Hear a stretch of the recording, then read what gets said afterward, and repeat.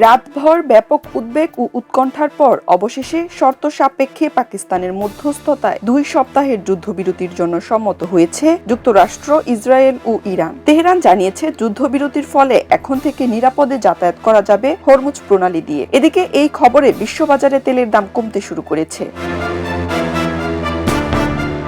মার্কিন president Donald Trump পূর্ব ঘোষিত বড় ধরনের বোমাবর্ষণ ও সামরিক হামলা অন্তত 2 সপ্তাহের জন্য স্থগিত রাখার ঘোষণা দিয়েছেন, কিন্তু এর পেছনে একটি কঠোর শর্তও জুড়ে দিয়েছেন তিনি জানিয়েছেন এই যুদ্ধবিরতি তখনই কার্যকর হবে যখন ইরান অবিলম্বে সম্পূর্ণ এবং নিরাপদভাবে আন্তর্জাতিক নৌপথ হরমুজ প্রণালী জাহাজ চলাচলের জন্য উন্মুক্ত করে দেবে। এদিকে যুক্তরাষ্ট্রের ঘোষণার পরপরই ইসরায়েলও এই যুদ্ধবিরতিতে সম্মতি জানিয়েছে। যুক্তরাষ্ট্রের হোয়াইট হাউসের এক কর্মকর্তার বরাতে একটি সংবাদ মাধ্যম জানিয়েছে ইরান হরমুজ প্রণালী খুলে দিলেই যুদ্ধবিরতি কার্যকর হবে। তবে এখনো পর্যন্ত প্রতিরক্ষা দপ্তর থেকে আনুষ্ঠানিকভাবে গোলাগুলি বন্ধের কোনো নির্দেশনা জারি করা হয়নি।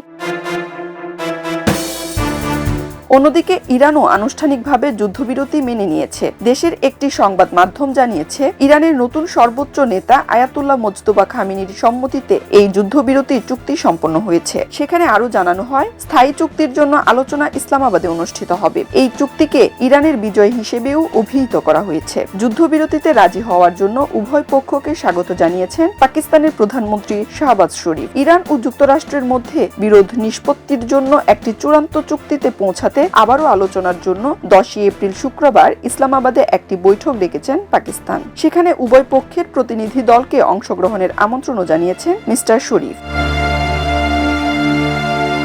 এই পরিস্থিতিতে আপাতত স্বস্তির নিঃশ্বাস ফেলেছে বিশ্ব। ইরান, যুক্তরাষ্ট্র ও ইসরায়েলের মধ্যে উত্তেজনা কমে আসায় নিরাপদ হয়েছে বিশ্ব জ্বালানি সরবরাহের অন্যতম প্রধান পথ হরমুজ প্রণালী। তবে 2 সপ্তাহের এই যুদ্ধবিরতি স্থায়ী শান্তির পথে এগোবে কিনা তা নির্ভর করছে ভবিষ্যৎ আলোচনার উপর। আপাতত সংঘাতের বদলে কূটনীতির পথেই সমাধানের আশা দেখছে পুরো বিশ্ব।